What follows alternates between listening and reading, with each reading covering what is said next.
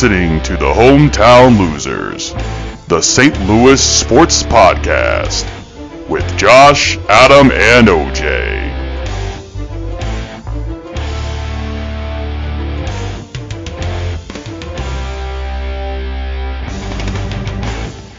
Hey, everybody, welcome back here to the Hometown Losers Podcast. This is session number 40, and I think officially the beginning of season 2, since we're working on our second year now of being the podcast. I'm joined as always by my co-hosts and OJ and Adam. Gentlemen, I hope you had a good Turkey Day and Thanksgiving, and I'm ready to talk with you guys. How are you guys doing?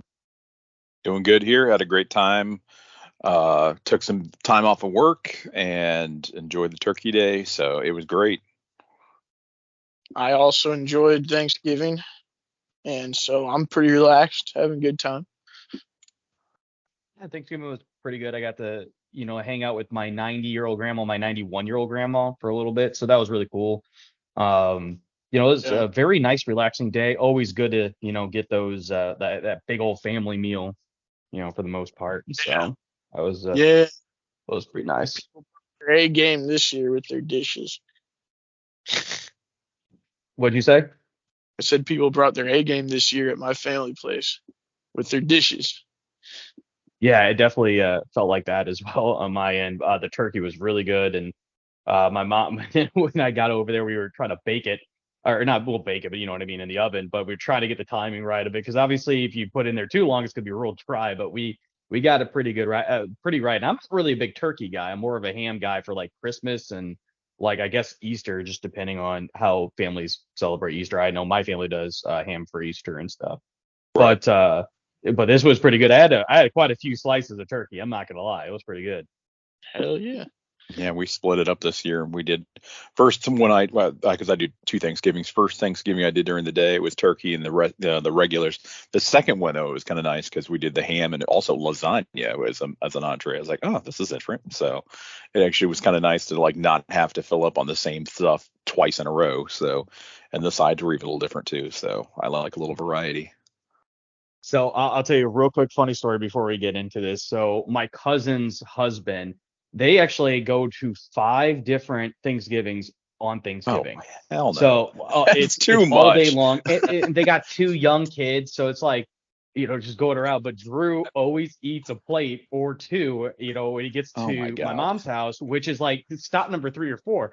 And so I'm like, dude, do you not like get tired of it? He goes, oh, I'm tired of it, but it's still food I'm gonna eat. He's an army guy, you know what I mean? So he's gonna eat. But jeez, I couldn't do 5. There is no way. 2 is there's no way enough. Like, 2 is like enough for me. Like I don't think I could even do 2. Like if I go to my dad's, I barely eat when I'm over there. Right. Yeah. Going to 1's enough, I think. For sure. But it was nice. Exactly. It was nice though, doing that and then watching some football and everything else and then just relaxing. So it was chill. And like I said, I had the week off too. So it was nice to just eat and be lazy for a little while. Mm-hmm. Yeah. The good old American way right there. Damn right. But now I'm back. Now I'm back to being strict again. So had to put that aside. Mm-hmm. Exactly. Well, guys, let's go ahead and get to some sports talk here. And the biggest one that we definitely need to talk about first is definitely the Cardinals, right? The Cardinals have had some big off-season signings, although I don't know if big is the operable term here. But we did sign 3 pitchers. So I'm going to go through these real quick because I have a bunch of their statistics and stuff like that. And then we'll just talk about like our overall thoughts with them. So the first guy we signed was Lance Lynn. Yes, you guys heard right. Lance Lynn. Mm-hmm. He's back. He is returning to the Cardinals, right, on a 1-year, $10 million deal. There is a club option for another year for $11 million. Lance Lynn, just for everybody's knowledge, is 37, or he will be 37 when the season rolls around. Last year he was 13-11 with an ERA of 5.73. He had 32 starts, 183.2 innings pitched. He gave up 189 hits, 127 runs, which out of those 127, 117 of them were earned. He gave up 44 home runs last year, which led the league. 67 walks, 191 strikeouts, and a whip of a dismal 1.394. 34. He is a career guy of 136 wins, 95 losses, 3.74 ERA. Out of 317 starts, he has 1,889 innings pitched. So he most likely will break the 200 or 2,000 inning plateau for his career. He has given up 1,743 hits, 840 or 52 runs, 215 home runs, 660 walks. He does have a 1906 on strikeouts, so he has 1,906 strikeouts and a career WHIP of 1.72. The second guy we signed was Kyle Gibson, an actual Mizzou pitcher.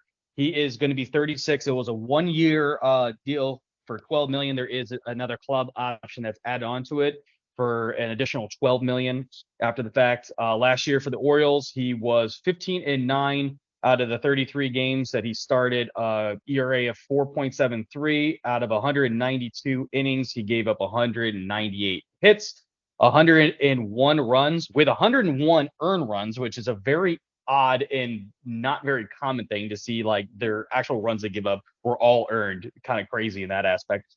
Gave up 23 home runs, 55 walks, 157 strikeouts with a 1.318 WHIP. Again, pretty dismal there. For his career, he's 104 to 100 and 294 starts. 454 for his career ERA, 1,696 innings pitched. He's given up 1747 on hits in his career, 907 runs, 203 home runs, 589 walks, and career strikeouts 1,359 with a career WHIP of 1.377. So pretty bad as well. But this one is the big one. And it was one that we've been that has been rumored for the Cardinals for a very long time. Sonny Gray will be joining the team. He finished second in the Cy Young voting this year. He was 34, he will be 34 this season. The deal was for $7 million over 3 years. There is a club option that's tacked on to the end of it for an additional 30. But it's very heavily backloaded, that $7 million, which is great for us, obviously, if we're going to try to make some headway this season. The year splits are in the first year, you'll make $10 million. Second year will be 25, and the third year will be 35 million. He last year was 8-8 out of the 32 games that he started, 2.79 ERA, so pretty good. 184 innings pitched, gave up 156 hits, 59 runs, 8 home runs, 55 walks, 183 strikeouts, and a WHIP that's pretty good, especially for today's standard, 1.147. In his career, he has 98 wins, 85 losses over 270 starts, a career ERA of 3.47 that has been coming down pretty much every single year for the most part. 1,571 innings pitched, 1,348 hits off those innings pitched. He's given up 664 runs, 146 home runs, walked 544 batters, but struck out 1,521 and a career WHIP of 1.204. That is a lot of information all at once. I know. But I thought it was important to talk about what they did last year as well as they've done over their careers. So sure. I'm going to get off the statistics here and let's talk about these signings. What are our thoughts on her? Adam, what's your thoughts on the 3 signings that we've got so far? Yeah. So looking at these recent signings, it's really challenging for us to summon like a big surge of excitement, in my opinion. While the 3 of them are well-seasoned pitchers, for me, they just don't bring that kind of thrill that one might expect, or at least what I was hoping for, with Lynn and Gibson on a 1-year deals. They hit like maybe a quick fix. Gray's contract structure, while you mentioned it was heavily backloaded, it definitely raises questions about, our long-term financial, strategy as well. It feels more like a pragmatic kind of move rather than a bold statement of intent. So, for Mo in the front office, they just seem to be treading very carefully. And perhaps they're learning from the consequences, like some of their past high profile, acquisitions as well. So maybe they're just trying to make some, these smaller moves initially just to see how we can strengthen the rotation. And I think with the addition of Gray, I think that undoubtedly strengthens our rotation, and the overall impact does seem to have more, incremental than transformative, though. That's what I'm saying. Like, it's going to be a small change than what I was hoping for something long term. But the recent history of pitching struggles for the Cardinals, of course, puts these signings under a very much more cautious light. For me, I really have to say, are we really witnessing a genuine push for contention again? Or is this just, another attempt to address pitching concerns within our central, like, financial boundaries? We've all been burnt by previous disappointments, and we can't help but approach these moves with a mix of hope and reservation, for sure. But, in the end, it's really a solid upgrade to the rotation, and stability is undoubtedly valuable. But the lingering questions remain, are these moves enough to elevate us to a competitive level, or are we just going to be settling again for, a familiar, position in the middle tier? Obviously, right, time exactly. time will tell. Obviously, this strategic approach pays off. If they can actually overcome the skepticism that inevitably accompanies the cautious optimism. But that's kind of where I stand on it. Yeah, you bring up some really good points, Adam. A lot of it, when it comes to the financial stability in the next 3 to 4 years, it makes you really think of it. This is all feels very short term. Obviously, we'll see what ends up happening. But we knew that we weren't going to go out and get Shohei Ohtani and stuff like Right. that. So it is hard because, like, that the players are out there, but what are the Cardinals going to do? What are the probability? Sure. And so I think that definitely played a little bit into it. But these do feel like safer choices. But again, nothing to really move the needle for me. OJ, what's your thoughts as well? Did this move the needle for you, or are you kind of on the same wavelength? Like, what's your thoughts? I know you're definitely more analytic when it comes to this stuff than myself or Adam will be. I'm not super thrilled with this because I don't think Sonny Gray's like the ace that, like, he's not an ace probably. Like, he put up 5 WAR last season, which is definitely ace material. But the last time he put up anything near that was 2019. He put up 4.5. Outside of that, Right. He's been like a 2 WAR pitcher for like the last 6-7 years, whatever. So that's probably more where he'll actually be still. I know Zips actually projects him pretty well though over the next 3 years. Like, they say he's 3.5 next year, regressing down. But I think even the third year of the contract is still at like 2 WAR. So, like, basically the dude at least be a pretty good serviceable pitcher for the entirety of the contract. So that's good. And then Kyle Gibson and Lance Lynn are not great. Yeah. Kyle Gibson better than Lynn, but here's the thing. Lance Lynn had he also had like a 19% home run to fly ball ratio, which is way greater than league average, which is also generally people think that that ratio is random, right? People tend to not think there's a whole lot of control a pitcher has over whether the pitch actually goes out of the park or not. So, if you regress it down to league average, which is like 9 to 10% every year, like, his numbers look much better, and it reflects in his advanced stats. Like, he's got a 5.73 ERA, but a 4.86 expected ERA. So, average fly ball ratio that goes out of the park, 4.86. Like, you can do that as like a fifth starter, especially if he's going to be durable and eat innings, which he had 183 last year between 2 teams. I also note, from what I remember reading, I'm having trouble with the splits on Fangraphs here right now, but I remember reading that I think he improved a little bit after he was traded to the Dodgers last season. So there's some upside potential there as far as like getting a guy that can eat the role of a fifth starter. The same thing with Kyle Gibson. They all should be durable enough to eat some innings. Like, this was, even though they're all old, They all also have been very durable historically. And I also think, if I'm not mistaken, Lance Lynn and Kyle Gibson had a fair few quality starts between the two of them. And then a lot of their bad numbers come from games where they got just shelled. So that's another thing. They are going to keep you in games a lot. So, I'm a little higher on it now than I was then. And the other reason I think that it's kind of nice what they've done is because, they backloaded the contract. Sure, that's probably something just to help them smooth over cash flow issues, because there's a Bally issue, right? They're not sure what they're going to collect in rights fees this next season. So they probably would like to keep the cost low, and everything, from what I understand, everything should be decided as far as Bally's by the time this season's done. So at that point, Correct. They could look at expanding their expenditures more. But I think they're still going to get up close to 200 million or so.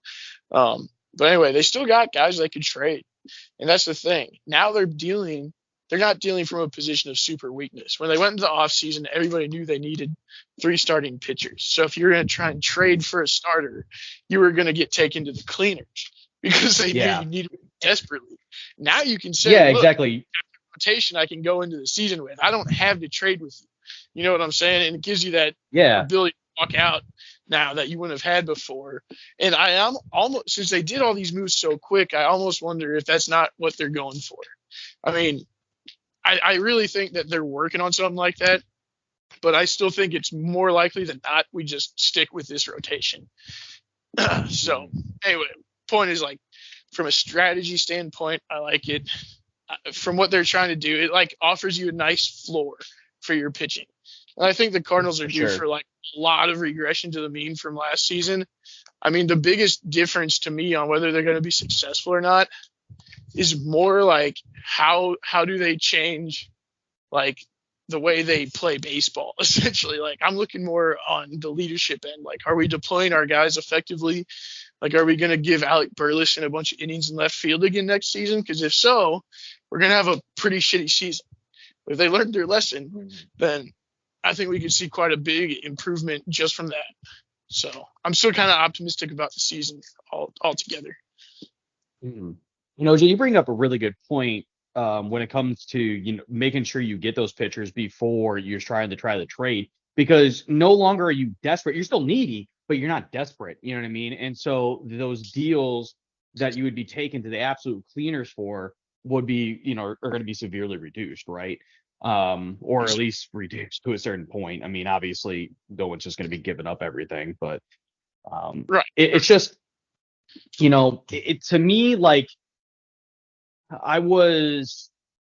they signed, they signed Lance Lynn, and then the next day they signed Kyle Gibson. In the back of my mind is, okay, here we go. It's Mozeliak doing the exact.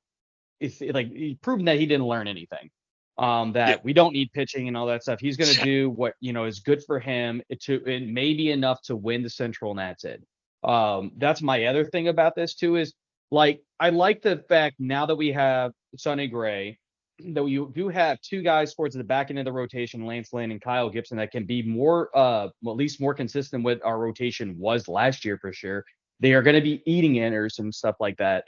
And obviously, you got to expect that Lance Lynn's home runs that he gave up last year is going to severely regress playing at Busch, right? Because it's not a hitter's park for the most part; it's a batter's park.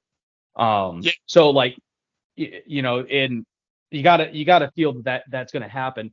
But my thing about it is, it kind of going to your point, Adam, as well. It doesn't really move the needle, and I'm not all that excited. I'm excited because it's going to be better than last year. Well, sure, it should be. It should be, but the thing about it is, I look at this rotation, and let's just look at it from top to bottom. You have Sonny Gray, you have Miles Michaelis, then you have Steven Matz, then Kyle Gibson, Lance Lynn.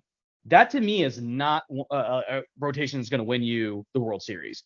And if you're going to continue to just try to get Central Division championships over and over, might as well just try to do with youth, right?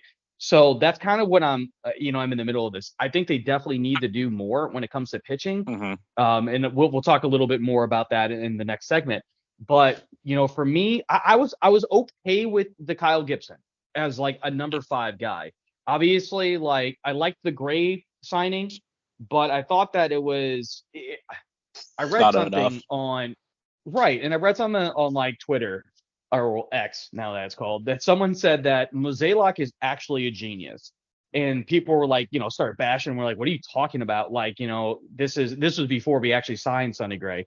And he's like, these moves have been atrocious, blah, blah. And he goes, hold on. He's like, what I mean by that is he's a marketing genius, because we came into the off season, going Sonny Gray, like most fans were like, Sonny Gray, okay, that's not enough, right? So then he signs Lance Lynn, he signs Kyle Gibson, and then all of a sudden fans are like, oh my God, we got Sonny Gray. I'm like, Yeah, all right, well, kind of that wasn't my reaction. When no, I that first definitely was not my reaction. I was pissed. I was like, the only way they save this for me is if they go sign Yamamoto. Yeah, I agree. Of course not. Of course not. Yeah. But then I realized one thing I do like a little more about Sonny Gray now is that he is coming from Minnesota, and I didn't realize that at the time. But Minnesota's a very good. They sustain themselves entirely by being able to teach pitching. So like it does give me some hope that maybe he learned some tricks there, because like his numbers with them have been phenomenal. So yeah, I mean, so there's a little bit more hope there. I like him coming from them more than like the Reds, for instance. If he was coming from the Reds, I'd feel like, oh man, he's just a loser. Exactly. But like, getting back to that, like I'm okay with Gibson. I like the Gray signing, but as like a number 2. I didn't like him as like, this is your ace, because OJ, you allude to, he's not really an ace. Like, and even some of the analysts are saying like, oh, they got their ace-ish pitcher. Like they're not saying he's an ace, because he's not an ace. Ace-ish. Like he's a solid 2. Most likely. I agree. He had Cy Young votes last year. He's not likely to repeat that. Agreed. Like he is a slight upgrade to Miles Michaelis as like a number 2. And I mean, that's kind of at least if Michaelis, I wouldn't say that. I'd say he's a pretty big upgrade over Michaelis if Michaelis has another season like last season, which he had some, and that's what I was going. Bad stretches that kind of evened out to be more bad. Yeah. But and that's kind of what I was going with there, OJ. It's a slight upgrade to not last year, but the year before, where he pitched pretty well. Like, and Pujols and Molina's last season, he pitched pretty well. So I think that is kind of what I look for. But again, he's just not an ace. That's just prove the point though that he's not an ace. I tell you what, I hate the Lance Lynn signing. That's $10 million we could have given to somebody else. You could have given it to a younger pitcher. You could have gone and used that as a $10 million package to try to, have trade, the financial flexibility for a trade. You could have put that $10 million towards Yonemoto. But one of the main reasons why I hate Lance Lynn, not hate Lance Lynn, but I hate the Lance Lynn signing. When he got traded last year from the White Sox to the Dodgers, before that, he had to submit his 10-team no trade clause. And like the Cardinals were on his team for the do not trade me there. And I'm really? Like, go ahead. But he just signed with them. So why do you think look, that it's common knowledge that when you have a limited no trade list, you'll put teams that you actually don't care. You put teams that you think you're likely to be traded to on the no trade list, because that way you have a little bit of leverage when it comes time to trade you. You see what I'm saying? So there's every possibility that they had been talking with our front office already, and maybe Lynn's agent heard about it or something, and so he's like, hey, put the Cardinals on there. They might trade you there. You know what I'm saying? And then that way, why wouldn't he want to come here? Like, I don't understand that point. Then why wouldn't he want to come here? That's why you go on the no trade list, so that way you have leverage. They have to give you something for you to waive that. You see what I'm saying? And not that's really, because leverage for what though? Because if they want to trade you to the Cardinals, then you can say no, I won't go unless you give me this. Like, you see what I'm saying?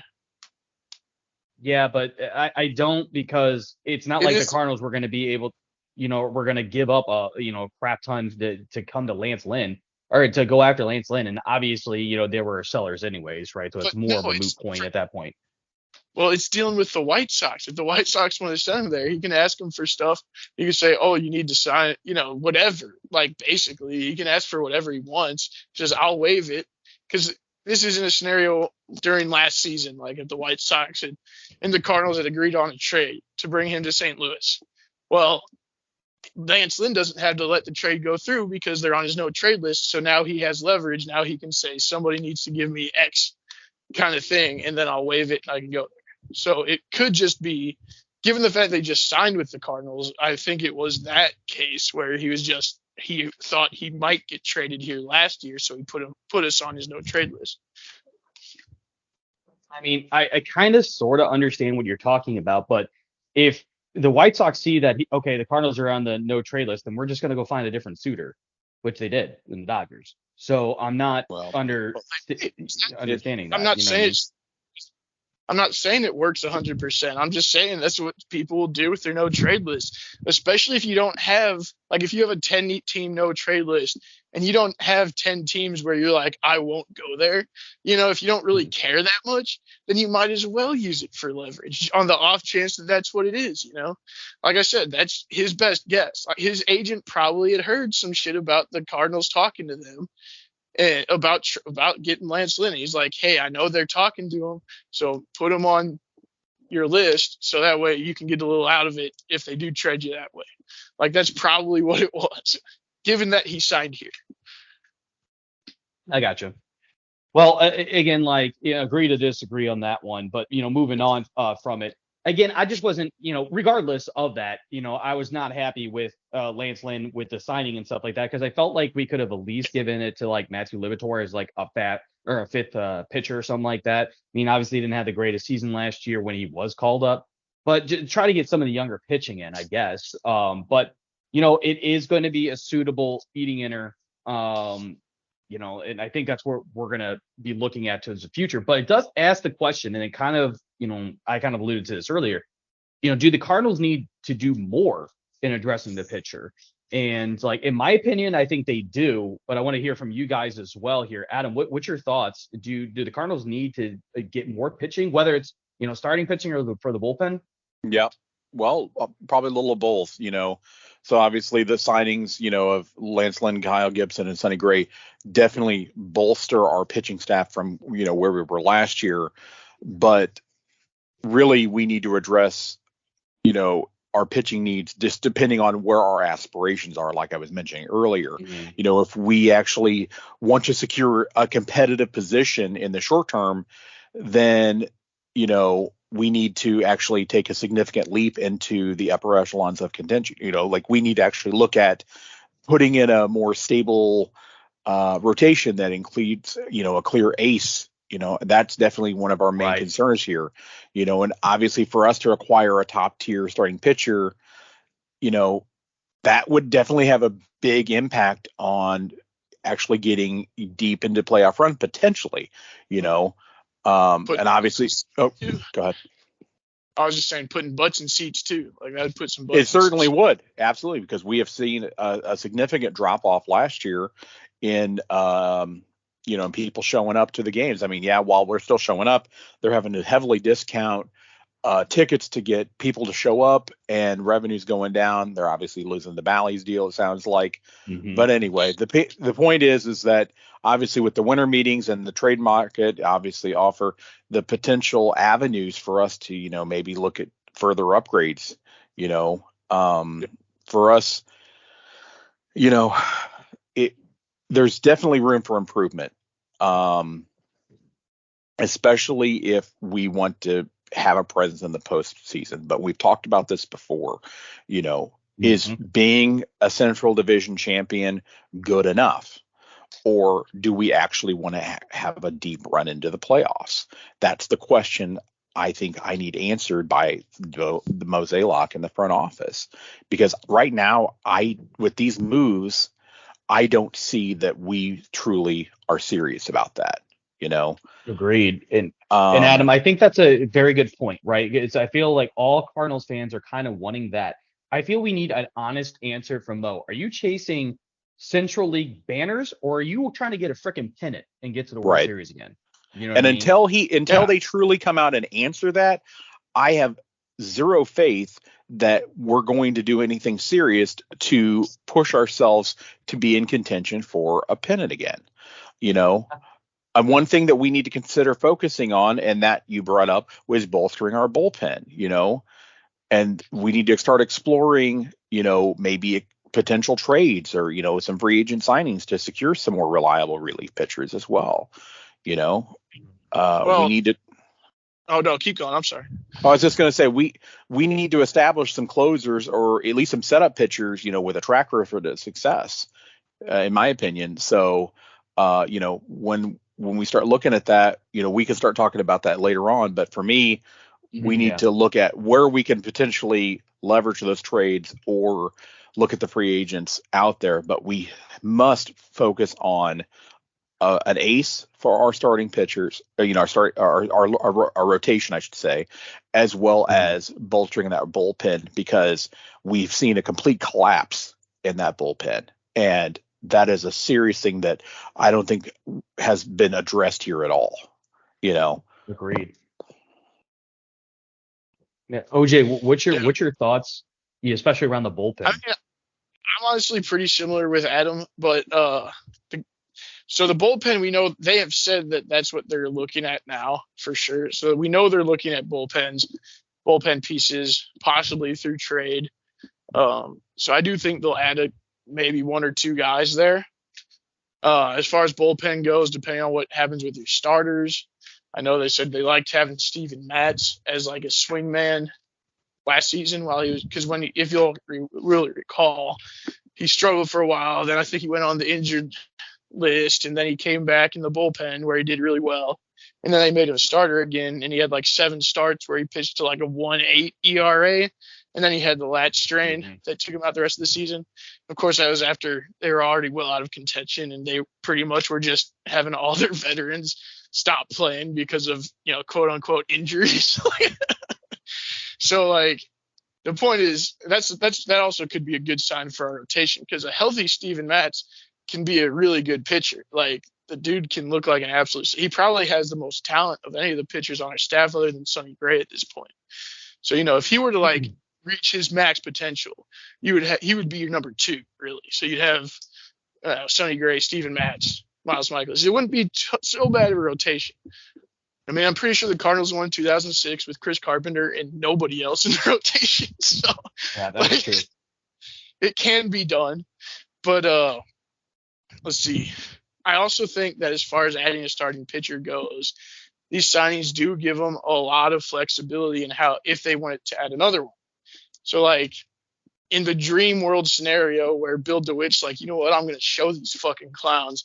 We're going to open up the pocketbooks, like, especially given Sonny Gray's backloaded contract and the fact that Gibson and Lynn fall off after this year, unless the team wants to keep them. You got salary clearing up. You could still theoretically sign Yamamoto if that's what you wanted to do. Yeah. Mm-hmm. And that would give you a hell of a rotation. But guess you could also trade for a pitcher. One of those trades could be for Tyler Glasnow from the Tampa Bay Rays. Tyler Glasnow, I believe, has one more year of control after this. Yeah, so because they don't want to make him a rental, so because they want to get more for him. But we also know that he's about to be making a lot of money, and Tampa Bay will never pay him. So, we could work out a trade with them. And he's injured a lot too. That's the other thing. And remember, yes, he is. The main strength of all the guys that the Cardinals just signed is that they all eat innings. So you could see a reality where maybe you keep Steven Matz, who also has had his own injury issues, and you kind of have him and Glass now in your rotation, and you got, Lance Lynn, and maybe he's your long reliever or something that can spot start in the bullpen. You got Kyle Gibson as your 5th starter. So what? You'd have like, Glass now,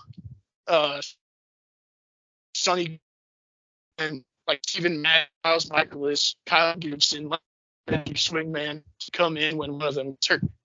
That'd kind of be a decent rotation too. So now they have options for addressing it again if they still want to. Like I said, I think it's more likely than not we go into the season with the rotation we've got now. but I do think they'll at least add a couple more bullpen pieces. And I do think they're trying to get another pitcher right now. I'm not confident that that's going to get worked out for them. Right. Yeah.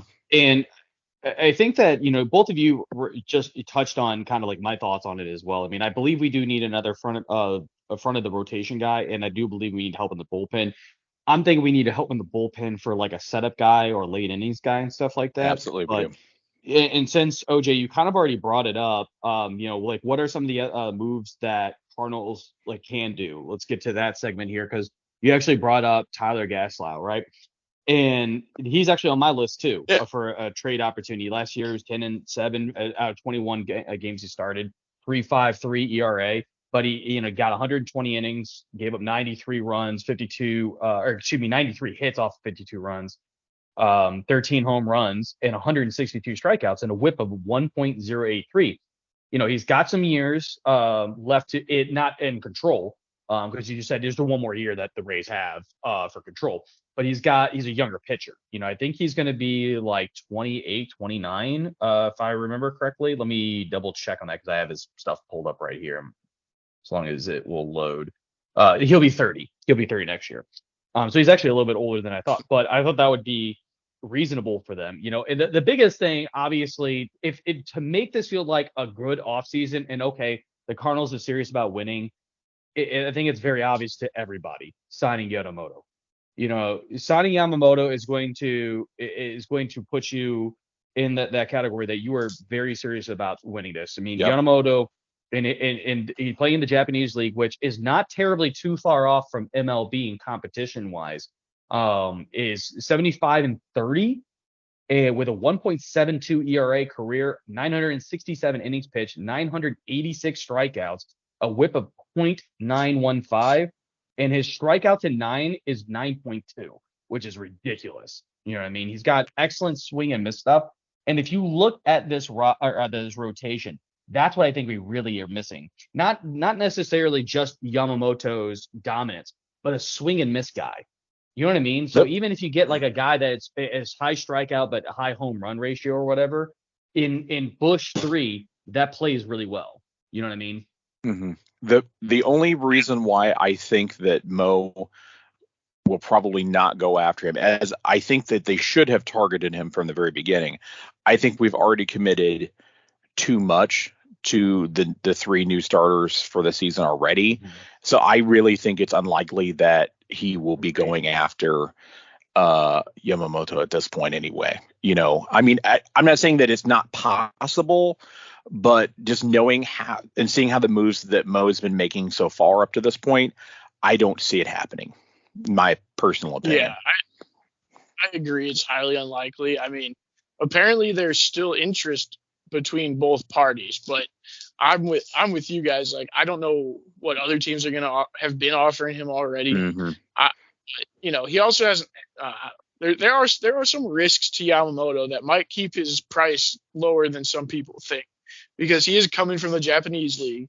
So it's not 1-for-1 comparison. They use a smaller baseball, so he's going to have a different grip. That's something to be concerned about. He also had to pitch more often. There's more games, I believe, in the MLB season. So, people have been speculating, what if you do a 6-man rotation if you bring him in? You could argue that signing Lynn and Gibson was you could go to a 6-man rotation with Yamamoto. You could also, argue that the other way too. In my opinion, we could have given up Lynn and Gibson. In my opinion, went after Yamamoto myself, but that was kind of my point. Or you could also look at or you could look at it was potentially instead of Sonny Gray Yamamoto. But I would personally would have not signed Lynn and freed up that money. Like, to your point, Josh, I agree with you there. That was a waste of money where we could have given that to potentially to Yamamoto. I feel like, and that's why I feel like we're out of contention now. I do feel like the market value signed Yamamoto first, but I'm saying that's still in play. I think it's much more likely they made those signings to give them better leverage in trades, and that's probably the primary way they're looking to add a starting pitcher right now. Yeah, right. And Yamamoto is right now the fair market is showing that he is $200 million for a 5-year deal, so that's $40 million a year, which is a significant. That's way, whatever you're looking at is bullshit. Don't listen to it. It's wrong. I promise you that. He's not getting 40 You think it's too low or too high? Way too high. He's not getting Trout money after coming over from Japan for the first time. Like, come on, dude. Whatever website you're looking at, you should not I'm trust. looking at Forbes. Looking at Forbes, dog. Forbes doesn't know baseball because he's not getting $40 million a year. That's clickbait or somebody that's really ignorant. Like I mean that very seriously. I'm just saying that's what they're showing. He will likely command a contract more than $200 million, and the value of Snell just completed a $5 million or 5-year deal for around the same. So yeah, I think they just got. I don't disagree with the number. The fact that he is young for sure definitely is an advantage, and he's also, he's obviously, has a track record that is positive, but that is awfully high. Wow. And that definitely takes him completely out of contention for us. And the other thing is he's also waiting until after the winter meetings too to really make his final decision. And so with that, that really puts pressure on us to act on a move, if one is available during that week, really does. But what I've been seeing has been like 200 million, but for like 8 years, not 5. I really don't think that a team will go anywhere near 40 mil AAV on somebody that's coming from a different league. You really haven't. Yeah, no, I understand. Yeah. But that's what I'm saying. I think even those like 25 million projections might be high. Going into the season, I think someone was projecting him for like not going into the season. Sorry, before he posted, somebody came out with some projections. And they said like 190 something for 7, something like that.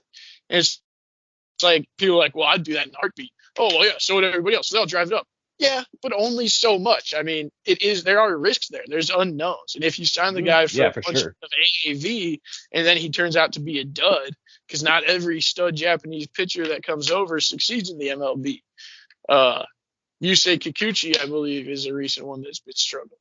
So, like, I think he will sign for less than people think, even though he's probably your best bet at a good pitcher coming in the free agent market this season. This offseason. Especially a younger pitcher too. Yeah, I mean the dude's only 25 years old. He's 24. Right. I think he'll be 25 next season. He's 25. He turned 25 August 17th, 1980. Yeah, but it'll be his 25th season. So it'll be his age 25 season next year. Then. Wow. Yes, he is 25 currently. That's what I'm saying. No, you're right. You're right, and I was wrong. I was just So confirming that it was his age 25 season. Yeah. Right. If he would start the season, he would still be 25 up until mid-August.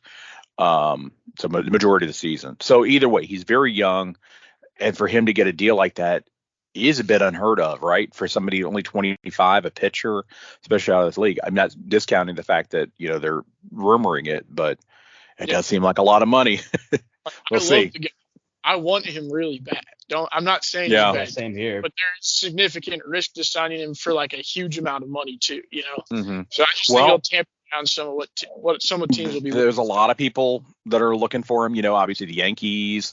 The Red Sox, the Mets, the Giants. I'm sure the Dodgers because they have shitloads of money just to wipe their ass out with. So Yeah, but they probably all have their caps on what they're willing to bid for him, right? And if they're say that, man, but it doesn't seem like that's gonna stop him anymore, man. Like it doesn't seem like that stops anybody. Dude, I can't remember the name of the owner for the Mets, but dude, he is just Steve Cohen. That dude is crazy. Oh, Cohen, yeah. Did you know? So the luxury tax, the luxury tax that the teams get charged for the MLB has been unofficially named after him. Well, I mean, the dude's worth $20 billion. So what does that tell you? He has an unlimited amount of wealth when it comes to this. That's the problem, dude. The cheaters always prosper in this country. Fucking hate it. Did you hear? I saw somebody posted something about Japan. Like, I guess they're like one of their most dominant historic college football teams, which I didn't know they had. But apparently it's been around for like 80 years. But apparently they disbanded it because 3 members got caught smoking pot, which is like a huge offense in a lot of Asian countries, I guess I should say. Really, most of the world, wow. period, dude. Honestly, it is punished very harshly. But my point is, even with something very harsh, could you imagine disbanding like Alabama's football program because some 3 players did? Even if they all went out and murdered somebody, they wouldn't disband it. I mean, OJ, blatantly cheated this year, and they're not getting any postseason bans. People have video. They got a slap on the wrist. Missouri self-reports and gets fucking postseason bans on a truly isolated incident that they self-reported.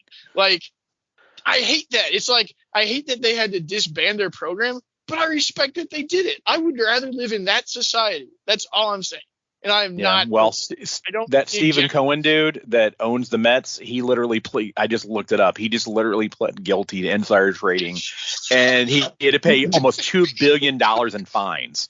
And it was one of the biggest criminal cases against a hedge fund ever. So there you go. The dude is a freaking giant fraud. They were suspicious of him in the 80s when he got started. Yeah. And then shit broke his way. He made all his money that way. He's cheated. He's a hedge fund. Yeah, he's a hedge fund manager. That's what he is. Dream of owning a baseball team. Like, come on, man. Why do the cheaters always have to prosper? That sucks. Yep. OJ, it's funny that you bring up, college football and obviously the comparison to Japan. So I just watched a 33 not long ago about the Miami Hurricanes and, the convicts, Christians versus convicts and shit.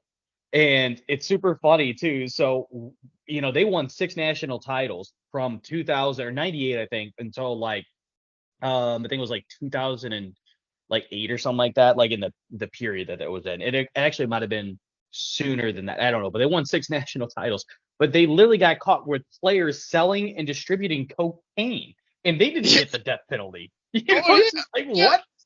No one's got the death penalty since fucking SMU. SMU. Yeah, exactly. Because it's SMU. Exactly. So it's super funny because it was I was watching this and a lot of players, a lot of good football players came from Miami. Greg Olsen and stuff like that. Which, by the way, Greg Olsen had a rap video about sodomizing a woman. That was just saying that actually happened, but we don't talk that never gets talked about because obviously it was ancient history and stuff. But Ed Reed was talking about how he was gonna pull his gun out and come after somebody, and it's just holy crap, and they acted like they're the victims for all this stuff. I'm like, but you were doing this. And they're like, well, it's Miami. That's the city of Miami. It's built on crime and corrupt stuff. I'm like, an excuse? Yeah, it's not. I don't feel bad for you guys. Is everyone in Miami literally a criminal? Is that a requirement to live there or something? No, it's not. Let's go. Hey, we could all just move down there and just sell some blow apparently and make a lot of money. Oh guys. yeah. There's lots of people that have it hard that don't fucking do criminal shit. Exactly. I mean, come on, man. Yeah, fuck that. Anyways, let's talk about one more here that I had on my list for other moves for the Cardinals before we kind of move on here from the Cardinals. But do you guys, Jordan Hicks is up for free agency now. Do you think there's a possible reunion? Would that help us in the back into the bullpen? OJ, what's your thought process on Jordan Hicks? Definitely. If he wants to come back, I'd sign him back in a heartbeat. That dude, I think is. Yeah, I think he's got the makings of an absolute stud, young or old as Chapman kind of shit. So I say let's go get him. And even better, really, I think, because I think he's got a killer secondary that if he could just command it a little better he basically would be Mariano Rivera at that point if he could get his slider down. Yeah, I mean the dude's a free agent, so let's bring him back for sure. Let's bring him back, yeah. Especially if it makes sense, and I don't think he's going to be claiming that much money. You know what I mean? Because I don't think so either. He's had some injuries and obviously inconsistency problems, but I think that we can work through it for sure. He had phenomenal years here. Yeah, that's really a fair point. But I mean, I feel like that's a guy who I think will get driven up a little bit potentially because he's young. I don't know. I think that I don't know. We'll see because there's been some relievers get some stupid money out there if people think that they can be their ace, their ace reliever. So I don't know. We'll have to see. Rivera, yeah. You are depends right. on how healthy he stays as well. He doesn't have enough of a track record to command really elite pay. So I think he should be within the Cardinals range. I was going to say, do you remember? I think I'm trying to remember. I remember what was it, a couple of seasons back, I thought like he had like one of the fastest pitches of the season. It was like, I forgot what it was, like 100 was it 104? Yeah, I remember that. I was like, damn, that dude is wild. Yeah, no, like And his pitch, average pitch velocity was insane. It was like one of the highest in Major League Baseball. No, that's what I'm saying. Crazy. Like, highest pitches, the fastest pitches thrown that season was just a list of Jordan Hicks pitches. Like, Yeah, it truly was. Yeah, I mean his freaking fastball was crazy. Yeah, that's who he is. That's how it was last year. It's really just him. Crap.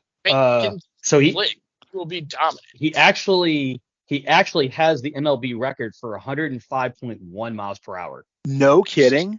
Wow. I did not know that. Yeah, because I remember he was like, I thought he was around there or whatever whenever he had the fastest pitch of the season back, whenever he was playing for the Cardinals a few years ago. Yeah.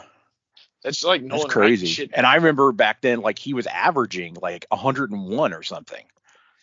So apparently in a spring training game, which obviously doesn't go towards statistics or anything, he threw 105.6. Wow. My Unreal. God. That is ridiculous. 100 points. Jesus. That's what I'm saying. He's probably his right up on the and head. Apparently not only his fastball but his sinker as well had the second and third highest average speed of any MLB pitcher pitches in 2018. Wow. So even his sinkers were ridiculous. He had a sinker that was a 98 mile per hour sinker. A freaking sinker, bro. That's crazy. Sinker. I mean, that's his two-seamer. They're probably categorizing it as a sinker. They're categorizing it as sinker. No, I 100%. OJ, when you're it's his fast pitch. Like, I'm just saying though, like a sinker, like typically is like I don't know, like 90 or so. I just, that's just crazy. Yeah. No, his slider is much harder than normal sliders though, too. I think. Yeah. And I think the slider was like mid 80s. No, well, what is it? He's got a secondary pitch that's got crazy break though. I thought that's also pretty hard. Not mid 80s. Maybe I'm wrong. Maybe I'm misremembering. I have to look it up. I'm trying to look it up, and obviously it's gonna be, so slider is average is 88.4 for his slider. That's good. Yeah, that's on the upper end for sure. Yeah, because you usually see sliders that are like usually in the low 80s. Fair bit faster than that too. Well, the average or whatever, it's probably like around 80 or so. So around 80 flat. 90 mile an hour slider with crazy, It's like Randy Johnson, dude. It's like, come on, it's not even fair. If he could command it at all, he would be the best pitcher of probably history, if he could stay healthy and command it. Yeah. That'll take like a quarter of a second, like for his fastball to reach the plate, I would think. It'd be insane, Yeah. Dude, I don't know how you even hit that effort. You don't. I mean, that's the thing. Like 104 miles an hour, Yeah, like there's no hand-eye coordination that you can do to make a connection like that. You know what I mean? So like by the time he releases the ball, it's already in the glove, Right, but he doesn't straighten guys out either, though. So when Bush 3 first opened, they have it now where it's a little playground. But Adam, actually, when we walk to the right side, when we come in, and like we're walking up to kind of like the sloped area, you know what I mean, where they have the shops to the right side. I know what you mean. You know that little the little playground area that's underneath it? Yep. Where the Build-A-Bear and all that stuff is in the back there. Yes. So it used to be a batting cage where you can come in and they had a simulation against pitchers. And my dad and I were there because my dad didn't want to stop drinking. Well, a little surprise. It was and we went there, and I got to go up against three. I did it 3 times, and I did it against 2 pitchers. I did Roger Clemens twice, and I was never a great hitter. But I actually got, like, the second time around, I was able to hit some of Roger Clemens stuff, and then I said, for the hell of it, I want Randy Johnson. And that 104 miles per hour is like, it was like unbelievably fast. But then, like, right when I was like, I fouled off a couple. And then it threw a freaking slider, and I was already swinging, and the ball just drops out, and you're like, what the hell just happened? And I'm like, how do hitters hit this? Like, you have to, like, already know what he's going to pitch before it happens, because he had a nasty slider that was super fast too. So, man, Yeah, that's why guys are always trying to guess what the pitcher's going to throw next, because that way you can hit it. Otherwise, it's going to be pretty hard to react. Yep. There's no reaction. Exactly. You just have to commit before. Yep. Yeah, exactly. That's the problem with when guys get older, really. I think that's one of the things, too, is because your reflexes get slower as you get older, too. So I do think there's some guys that come up that can read and react to shit, and those are the most elite hitters. But then as they start getting older, reflexes die down. Now they have to start guessing and timing it up earlier, starting their swing earlier. Not to mention their eyes start to go out a little bit too, even if it's just a little bit, that can cost them. I mean, it could literally just be like the tiniest amount, and that's all it takes, because whenever you're throwing a fastball that fast, I mean, you're literally talking about it's like a third of a second, and that's all you get, by the time that they're releasing the ball, and where your eye is looking at it to the point where it's reaching home plate. You know what I mean? Mm-hmm. Whenever they're throwing that fast, when they're throwing 100 miles an hour. I did read an article too about Randy Johnson specifically that said the manager always try, even if it was like on a short rest or like 4 days instead of the 5 days, he would pitch him on day games in Seattle. And the reason why was where the shadow was literally like coincided right where his slider happened. So the ball would be there, and right when the shadow happens, which is already messing with your eyes, the ball's completely down in the dirt. You just have no idea where the ball's at. I'm like, man, that would suck to go up against Randy Johnson during the day when you have that, the shadow break. Oh my God, that would suck. But he said it was like the closest thing he had to an automatic win. Yeah, no doubt. Yeah. But what's funny is how well the Cardinals did against Randy Johnson. Mm-hmm. That was one of the most recent 2 no-hitters. What was his name? Like Julian Javier or something like that. Oh, yeah, the guy for the Yankees. I can't remember, but I watched the damn game. I can't remember now. Oh, he was playing for the Cardinals. But, yeah. Oh, you're talking about for us. Okay, my bad. It was something like that. I'd have to go back and look it up. I wish I remembered. I should. But I watched that one live. It was against Randy Johnson. Randy Johnson gave up 1 run and pitched a complete game and lost to a no-hitter. Wow. And then he had the same thing happen to him later in the season. They played again. He also gave up like 1 run in a complete game. And this time it wasn't a no-hitter, but we shut him out instead. It's like, damn, that's crazy.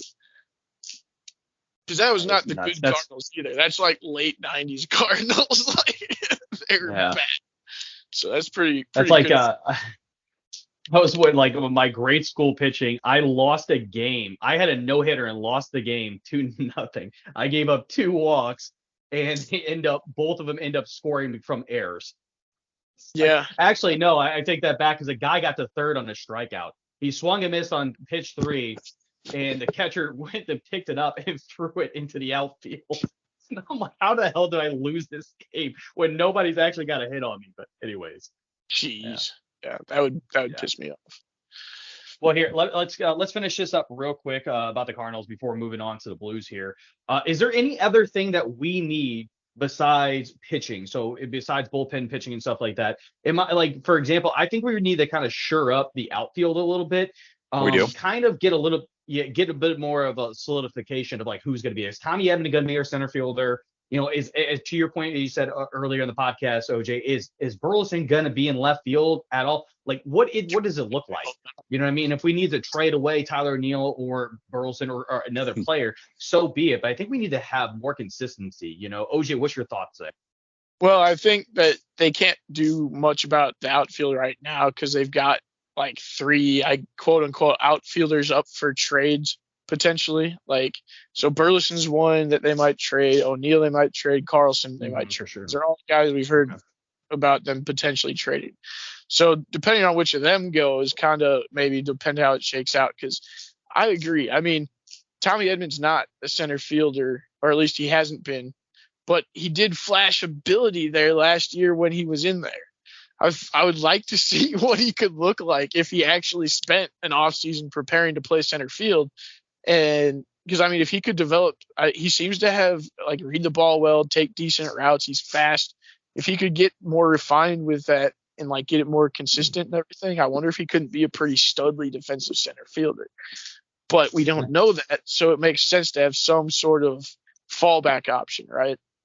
So it kind of Right. depends what you got left. If you have like Dylan Carlson on your roster still, you're probably good with the outfield actually.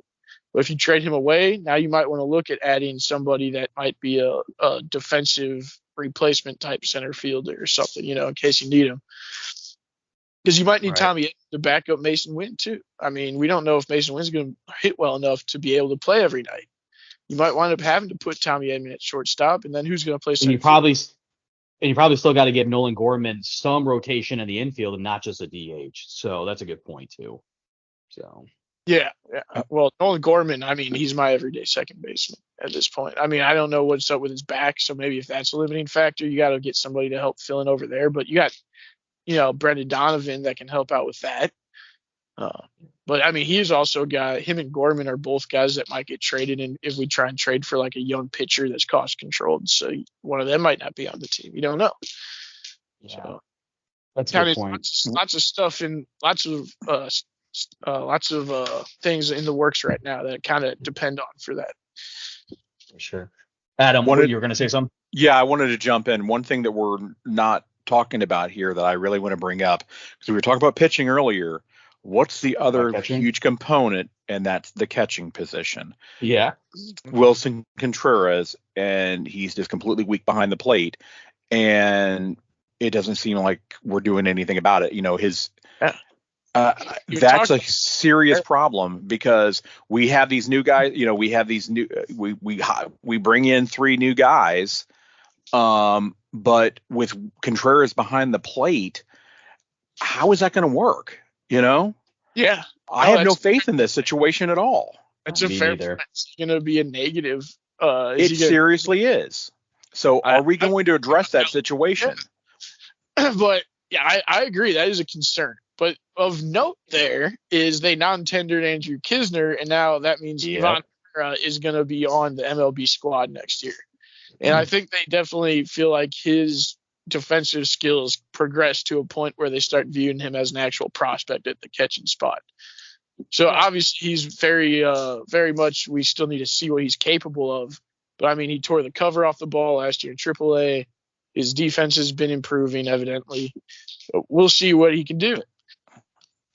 A couple other points I just wanted to highlight real quick without going too deep here. Management. Huge need for the Cardinals here. Lack of management. Just bring Yachty. Be done with it. Well, you probably heard the news. Yachty says that he will come back in a limited capacity this year. He will not be back full-time coaching staff this year. He will come back and help and make some visits during spring training and make some visits in the regular season. Because obviously he's dealing with some family matters and whatnot. Well, he's also coaching right now. He is. So. You're right. So he doesn't have the capacity currently to fill that role, unfortunately, because that is a big gap, and we obviously knew about it, and it didn't seem like they were going to do anything about it. So here we are once again, stuck with lack of management and coaching in general. Yeah. So Marmol behind the helm or ahead of the helm, whatever they say, definitely scares the shit out of me because he just does not seem experienced enough to effectively manage us whatsoever. And finally, the team chemistry as well. It's obviously not a tangible aspect, but fostering team chemistry, and this part comes from the manager as well, is absolutely essential for success. We need that positive team dynamic, and we're missing that. Yeah, and some of that comes from winning for sure. For sure. Part of it is. But you need good management. You need the right players. You need, experience. You need a lot of things. And we just need that chemistry. We're just not clicking, Yeah, 100%. I do think that the guys that they got there seem to get along pretty well sometimes. I do think losing got them down. But I also think that there's some guys that didn't feel like they fit in as much that maybe aren't with the team anymore. I think I heard something about that anyway. So I don't know who that is of the group we traded away. So, I mean. Right. obviously that affects things on who you might acquire still this offseason, stuff like that. But, they did bring Dirty Dan Descalso on as the bench coach. So hopefully he can add some Grizzly veteran to it. I should say grizzled veteran presence. Yeah, I knew what you mean. The whole management mix up there. That is something I really like. Actually, that's another positive. If we're looking for positives of the pitcher signings so far, is they're all veteran dudes. They've all got that sort of like mean streak in them capability. Mm-hmm. And like Lance Lynn in particular, though, is like, that dude's fucking hilarious in the dressing room. Like, he's always funny as shit. Like, so I think he's probably good at keeping shit pretty light, actually. So that definitely will come in handy too. But my point is, you actually now have a lot of veteran players. You're a very veteran team now. You were very young at the pitching spot last year, in particular, outside of a couple guys. Now you're really fucking old at the pitching spot. So one benefit is the experience that comes with it. So hopefully that'll aid Ollie and them in keeping the team on track. Yeah. Yeah, we'll definitely see what ends up happening. I think that's a good point, though. I was not a fan of Marmol last year for sure, and even the year before, I thought that he was really like helped by Albert Pujols and Molina's greatness, and I thought that Molina was coaching more than he was at that point. So we'll see what ends up happening, though. Obviously, we're probably sticking with Marmol. There would have been probably an announcement at this point, but anyways. Let's get to some Blues talk here. Obviously, there's not as much to talk about with the Blues. As their season's still progressing and they're not, they're doing better than we thought it probably. But anyways, quick update: they are 11-9-1 for 23 points. They are fourth in the Central, 7 behind the first place Avs. They are in the first wild card spot, 3 behind who sits in third position in Central, which are the Jets. They are 7th in the West, 9 points behind Vegas. And 15th in the NHL, 10 points behind the Rangers. OJ, what's your thoughts so far in the season for the Blues? I actually am pretty happy with it so far because now, like I said, they continue to show dominance against certain teams at times, like against Buffalo and Tage Thompson. Let's see, I'm not sure what they're doing. Oh, they're up 6-3 right now. Yeah, I was gonna say they had 2 goals 24 seconds apart earlier. I don't know how they scored from the same line, so it's like, holy shit. I don't know how they pick the teams they decide to get up for, but it seems like when they get up for a game, they can fucking wreck some people, even good teams. So I guess it's a matter now of finding the consistency, and maybe that will involve bringing in some more higher skilled players to play throughout the lineup. Like, I think maybe you need to improve your lower lines skill level potentially. That might be about it. Yeah. Or it could just be, something as simple as finding somebody that can coach a power play or something, because their power play is like historically bad. It's still atrocious. If it was even just average, they probably are like 5 points higher in the standings or something. Mm-hmm. Like, because they probably won a couple more games. Like, their power play is unbelievably bad. So some of it has to be bad luck. Some of it's got to be something else. But if they could work that out, you're looking at like off the bubble, like solidly within the playoff team potentially. So I'm pretty happy with the season so far. What's your thoughts so far in the Blues season? Yeah, so far, I mean, I feel better about the season, especially as of late. We have been playing better for sure. The consistency, like you said, OJ, was key. That power play, though, man, I just looked it up. We're converting just 9.2% of power plays. Yeah. We're tied with Chicago for second worst in the NHL. Wow. Oh, and that's with us scoring a couple of goals recently. Yeah. Because we were historically bad time there. So there's definitely room for improvement, no doubt about it. But I am, the puck control and the offensive, zone time, on their power play in Minnesota actually looked like they, whenever they're playing them, like they just looked like shit. Because I was watching that game on Tuesday and it just looked like shit. Like they just couldn't do anything. They They had full puck control the whole time, but they couldn't seem like they could get anywhere with it. You know what I mean? They just couldn't get the job done. You know, Yeah. you're in the end there, and it's like, come on, guys. But then there's nights like tonight where we're absolutely dominating. So consistency is key, but I still feel like well, we all know there's still plenty of season left. It's only November the 30th. I'm not frantic yet by any means, because obviously where we stand, where we're sitting in the division, we're still in contention for, a playoff spot. So we're not, we're not down and out. It's just that we need to find that consistency though. Yeah, I think I think at least this year will be a little bit better. I'm hoping for a little bit better outcome than last season for sure. Because last season was just that was brutal. One season that I just didn't want to watch anything. It was just so brutal. I just was like, I have no interest in watching it all anymore. I just completely was just deflated. Yeah, they're actually much funner to watch. Well, yeah, I actually can watch it and it's enjoyable. But the other thing is that there's some effort as well. Whereas last year I felt like there was zero effort on the ice. It's noticeable. That's what I'm saying. They're out there. For sure. Play. They care, and it's noticeable. So it makes it more fun to watch. Yeah, and Benny, of course, too. Overall, the season, for the most part, has been great again as well. So. Yeah. So we just you both got to get him some backup still, but that's something we talked about for a long time is our defense. So defensive line. Yeah. I will say, for honestly, both of you said it. It's consistency, and that's the biggest thing for me, right? So I'm just taking a look. I'm just going to rattle these off. We're obviously winning 6-3 now. We lost 3-1. Okay, that's a normal hockey score. We win 4-2 against Chicago. Okay, normal hockey score. We lose 8-3 to the Predators. We win 6-5. The Predators. Sorry, I want to pause on that for just a quick second. Dude, the Predators, have you seen? They have been on fire lately. Have you seen them? Dude, they are ridiculous. Really, they've won like 6 or 7 in a row, I thought.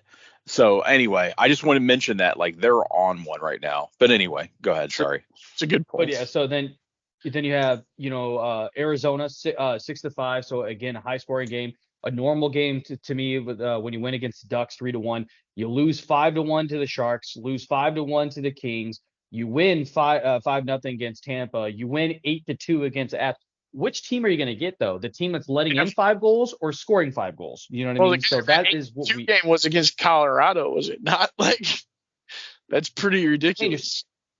I understand that, but we still lost. We lost a week ago, 10 days, we lost 4-1 to them. You know what I mean? So yeah, you took it to them that one game, but then literally the past Wednesday, the first of this month, you lost 4-1. You know what I mean? That's what I was saying. It's it has nothing to do with how good the team is or anything like that. Yeah, it's just how they're feeling that day, I guess. I don't know. Exactly. You got out of bed, right? Yeah, but we've been saying this for a while, though, man. Is that consistency has been an issue with the Blues for a while now, right? Yeah. Yeah, I mean, that's, some of that comes with experience too, the consistency. I mean, so they do have kind of a younger team, especially their guys that they're relying on for success, for the most part, young still. So, they have yet to bring up some young guys that they're going to be bringing up, which kind of gives me even more hope because they got some good position players coming up, but I don't think any defensemen still though. I think I might have heard of a defenseman. I forgot what his name was though. There was somebody I saw somebody mention. So I don't know. It's gonna be interesting for sure. See how the Blues end up. But so far, I think it's definitely pretty much a consensus in St. Louis that it's much better than what it was last season. So by far. Yeah. Yes. Yeah. Well, let's talk a little bit about Mizzou football before we wrap up the podcast here. And quick update for everybody here. Missouri is still number 9 in the CFP after beating Arkansas, which we kind of figured it was going to be. But we will be playing in the New Year's Six Bowl. At least it's incredibly highly likely, but most people are pretty much saying that it's going to happen. So there are some probable bowl game scenarios here, and there was 12 major analysts, some from ESPN, some from other beat writers and stuff like that. So I'm going to go through these with you here. Out of those 12, 7 of them had us in the Goodyear Cotton Bowl. 4 of them had us in the Chick-fil-A Peach Bowl, and 1 had us in the Verbo Fiesta Bowl, which I thought was interesting, but whatever. Fiesta Bowl. So Cool. out of those, it'd be different. You know what I mean? But we always go ahead. We always get the Cotton Bowl. That's why. Yeah, and that's what they're saying. So the consensus right now is that there's 4 of them that said we will be in the Cotton Bowl versus Texas, which I think will be a good game. It would be bringing the old rivalry back from the Big 12 days, especially since this is last year in the Big 12 for Texas. It'd be kind of fun. Be like, hey, welcome to SEC. You know what I mean? So I think that would be cool. 2 of them had us in the Cotton Bowl against Penn State, which seems to be kind of the favorite right now, is that we'll be taking on Penn State, but I'm not terribly too certain. 2 of them had us in the Peach Bowl against Penn State, which was the biggest consensus, like on a Vegas betting line, that was the bowl that we were going to end up with, but it's since changed quite a bit. 1 had us in the Peach Bowl against Tulane. 1 had us in the Cotton Bowl against Tulane. At this point, no one knows, right? It's just all over the place. Yeah, exactly. And 1 had us in in the Fiesta Bowl against Texas. That's what that was the 1 for the Fiesta Bowl. So really, there's a 100% chance that we will be in a bowl. That's all that we know at this point in time. Yeah, exactly. All right. That's the only thing we know. There seems to be a heavy consensus towards either the Cotton Bowl or the Chick-fil-A Peach Bowl. And the Fiesta Bowl obviously has 1 vote there, but it does seem to be that it's either going to be Texas or Penn State when you look at the favorite, but there's Tulane. It's kind of like that dark horse right with the Fiesta Bowl. If you had to ask me, I think that the Cotton Bowl versus Texas would be the best game. I think the NCAA would make the most money off of it, and that's the game that I think would happen. I'd much rather face Penn State or Tulane, since I think those are easier wins. But hey, if you want to be the best, you got to beat the best. And if we can show that we can beat a team that was, questionable to go to the CFP this time around, that we definitely deserve to be there. I think it will help us for our ratings next year. You know what I mean? Yeah. Mm-hmm. Yeah. No, I agree 100%. I hope we play a good team. So, honestly, my dream scenario, I don't care which bowl necessarily, any of the New Year's 6 ones I'm happy with, right? But I want to play Texas, because I want to play Texas. Actually, you know what? Make it the Cotton Bowl. Let's have it in Texas against Texas. Let's go down there, smoke Texas in Texas, in what's basically a home game for them, and then flip Ryan Wingo to Mizzou right after that game, and just watch the Texas fans cry. That'd be awesome. Scenario. That's what I'm hoping for. Well, and it's funny thing is too, in that scenario that you just ran through, OJ, if Texas wins, but the status quo stays the same for the CFP, then obviously we'd be taking on a number 7 or actually a number 6 team. We would move up to number 8, because either Washington or Oregon will lose, right? So they'll be put behind us. And so it would be number 6 Texas versus number 8 Mizzou.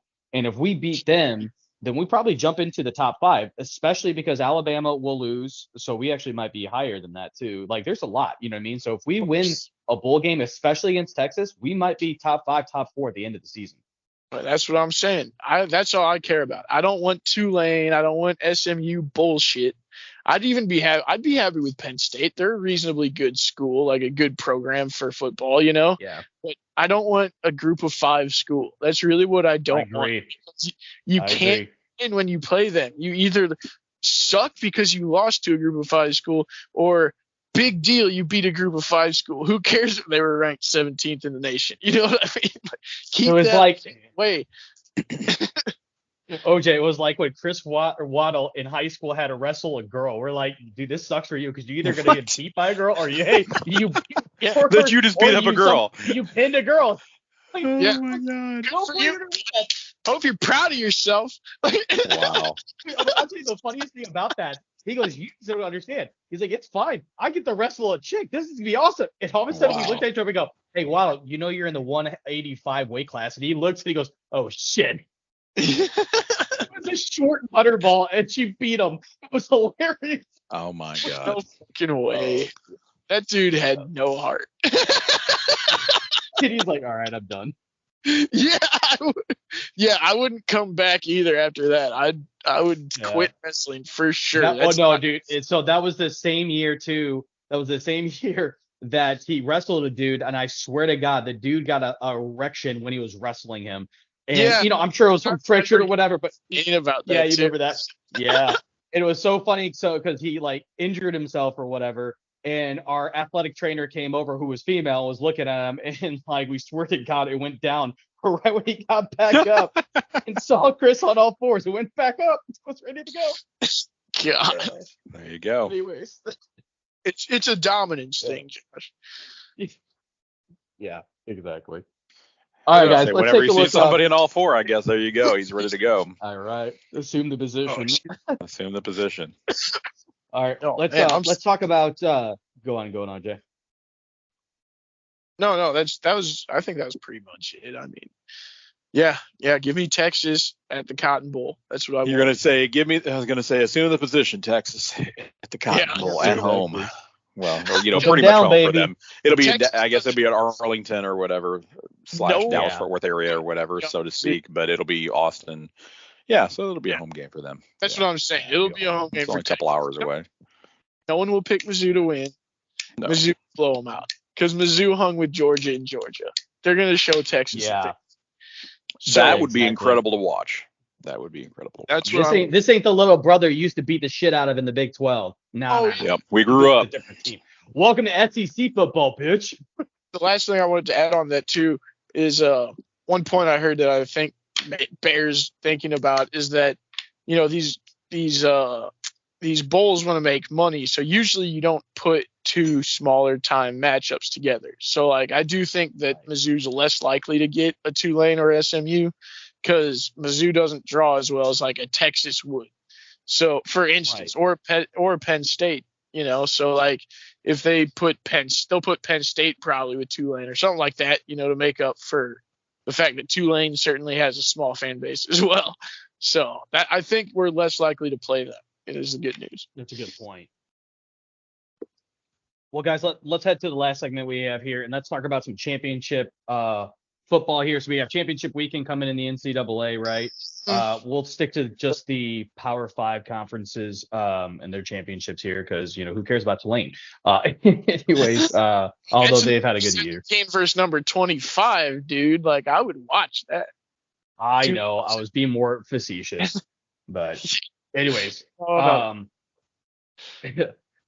take a look at the Big Ten championship. We have number 2 Michigan versus number 16 Iowa. Iowa is a defensive power horse, but it's Michigan still. I was going to say Michigan clearly got that. Yeah. I have Michigan by 10. So anybody else have any predictions? I wonder if Iowa can't drag Michigan down into the mud with them and just. I would love to see it. That would be awesome after this year, especially. Low scoring game. Yeah, dude. And give them the one loss so that, I'm going to hate you were on the doorstep and you would lose. Yeah, and exactly. That'd be awesome. And it would be the game that Harbaugh comes back to. That would be epic. Yeah. That would be epic. Oh, dude, yes. You can't write that shit. Yeah, that would be epic. That's the game to watch for sure. That is a game to watch. There you go. Well, the good thing is they're all in different time slots, so you can actually watch all 5. So that's what I plan on doing. They start tomorrow. I can't remember. I think it's the ACC championship tomorrow. But yeah. See, yeah, you got New Mexico State at Liberty versus Liberty, and you have Oregon Washington tomorrow. Oregon Washington, that's what it is. Yeah. Well, let's actually talk about that, right? So that's it is the Pac-12 championship. Number 3 Washington and number 5 Oregon. I got the upset here. Oregon's been on a roll. I got Oregon by 10. You guys been watching any of these games? I have Oregon. Yeah, I was gonna say I have Oregon of the 2 right here. I have Oregon winning that of the versus Washington as well. I'm gonna agree with you guys. I think Oregon is pretty much shown that they're a better team, except for the fact that they lost to Washington. So in a very close game at Washington, you know what I mean. So I think that in a neutral site, I think they'll be able to pull it off. Yeah, and I think teams get as the season goes on too. And Washington has kind of struggled with easy competition, whereas Oregon has smoked. Yes, they have.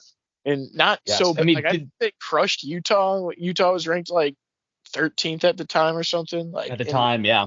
They had beat USC pretty good, and USC was ranked high. Like, I don't know, like Utah's not a bad team, and Oregon smoked them pretty good. So I give that. And that's the Oregon. thing is, like, Oregon just took an Oregon State, and OJ, I know you and I were talking about that game, and it was Oregon just took them behind the shed. And at the time, Oregon State was ranked like 12th. You know what I mean? Yeah. And it was just like it should have been a much closer game. And I know it was at Oregon, but Bo Nix is going to be the Heisman winner, man. He's ridiculous. Yeah, I really do think Oregon's gonna fuck one. I mean, it might be more than 10. I don't know. I'll say 17 just to be. All right, I like that.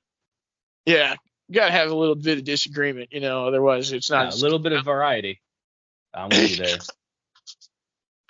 All right, how about the Big 12 championship? We have number 7 Texas versus number 18 Oklahoma State. This is a classic Big 12 championship here. Texas. I got Texas winning by 3, and they win it very late. I think that Oklahoma State goes into the locker room by 10 or 17 and ends up losing to Texas by 3. That's what I got. Damn. It would just be a classic loss for Oklahoma State against Texas, of course. So that's kind of what I unfortunately see for the Cowboys. Yeah, I don't know. Longhorns. I actually think Texas is good this year too for the first time in a long time. Like, they're legit good. Sure. Like, I think they're a legit 7 team. You know what I mean? Oh yeah, agreed. I think they're gonna beat Oklahoma State by a good bit. Like, let's say at least 10. I'll say at least 10 they beat Oklahoma State by. Fair enough. Yeah. How about the ACC? You got Florida, number 4 Florida State versus number 14 Louisville. I have, even though Travis Hunter went down, their Heisman candidate and their starting quarterback for Florida State, I have them winning this game again in a very close game that shouldn't be a close game. I have them winning by 3. Yeah, I have the Seminoles winning as well. Ooh, yeah, they lost their quarterback, but I think Louisville is like completely overranked. I don't think they should have been in the top 10. I don't think their resume warrants it. I think they're a big name basketball program, and that helped their ranking a lot. So, I mean, I think Florida State rolls them too. What are Louisville currently ranked? 15. 14. 15. 14th or is it 15th? Yes, 14th in CFP. 14th in CFP. Okay. CFP. Gotcha. 15th in the AP. You're right, OJ. Okay. Gotcha. I must be having the AP. Okay.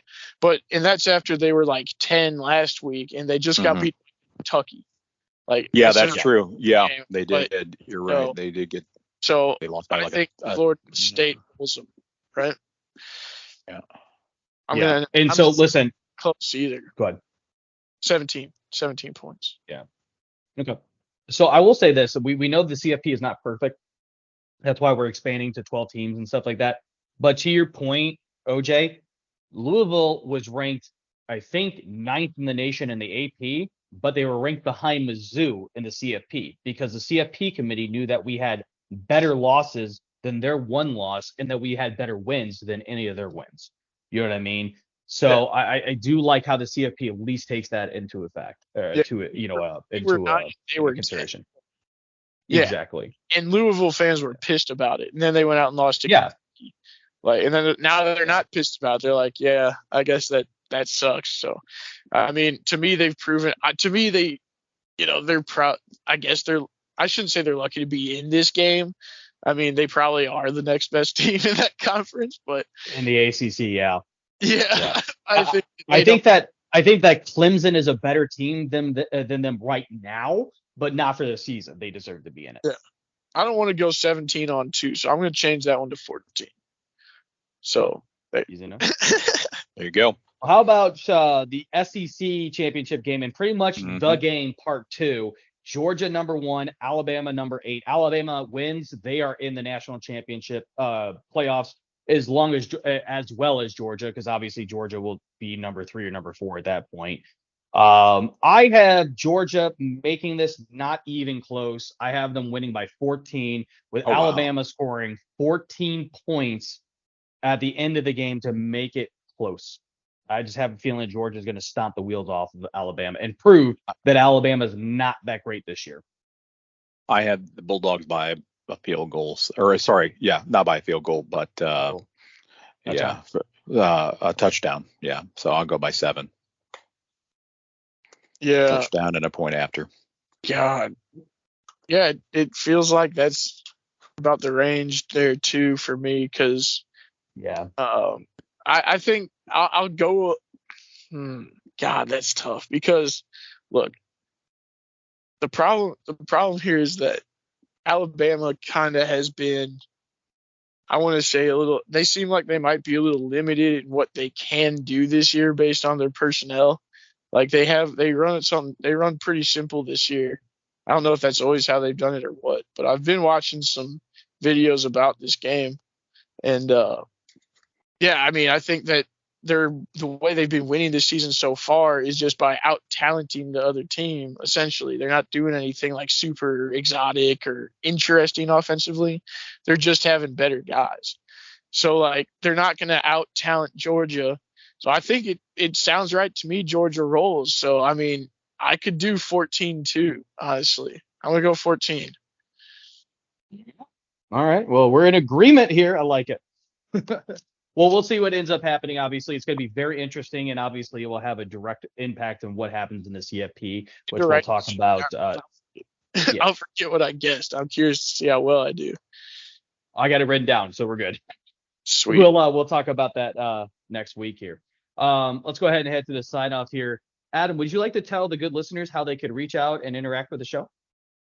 Reach out and touch faith. Check us out.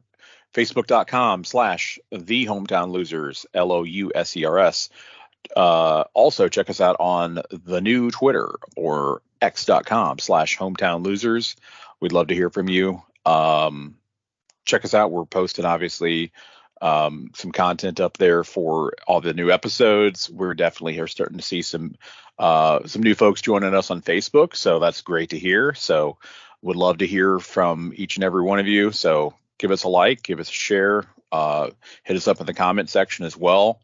And I'll toss it back to you. All right. Yep. We definitely appreciate our listeners, especially when they interact with us. If you want to see anything specific or any specific content that you would like us to cover, please let us know. So we can definitely work on that for you. OJ, what do you have for the game of the week? Well, for a St. Louis fan, the only show in town, the St. Louis Blues will be at the Coyotes on Saturday, December 2nd at 8 p.m. So that's your St. Louis game of the week. But other than that, Mullet Arena. Really, if you like football, you really ought to be watching college football this week, because even though I kind of predicted a lot of the bigger games to be blowouts, I'm probably going to be wrong in all of them, really. So right. I think we ought to keep an eye on those, especially Iowa, Michigan, because that could be like a really funny game to watch. It could be hilarious, and it's always fun to watch cheaters fail. So that's one I'd keep my eye on too on Saturday. Watch the scoreboard. We'll be tuning in. Yeah, absolutely. Very, very excited to see what ends up happening with the college football stuff. Anyways, appreciate you guys. Appreciate your time. We definitely appreciate the listeners as well. And thank you very much for supporting us through the year now that we are, quote unquote, in season 2 as we start our second year. So again, let us know if there's anything that you would like to say, or like to hear about on the socials, and we'll catch you next week on the Hometown Losers podcast. Have a great night, everybody.